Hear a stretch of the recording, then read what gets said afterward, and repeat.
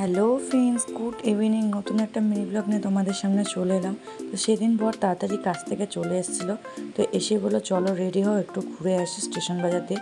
তো দেখো আমিও সেই কথা মতন রেডি হয়ে গেলাম, গিয়ে এখন আমরা স্টেশন বাজারে চলেও এসেছি। প্রথমে আমার বর নিয়ে নিল একটু ভুট্টা। তো আমি ভুট্টা খাবো না করছিলাম, তো তারপর ওর থেকে একটু বেশ খেলাম, খেয়ে ভালোই লাগলো, নুন লেবু দেওয়া ছিল। তারপর আমি খেলাম 10 টাকার ফুচকা আর বেশি করে চুরমুর। তো আমাদের স্টেশন বাজারে এই দোকানটা চুরমুরটা খুবই ভালো হয়, তো আমি আমার ছেলে খেয়ে নিলাম।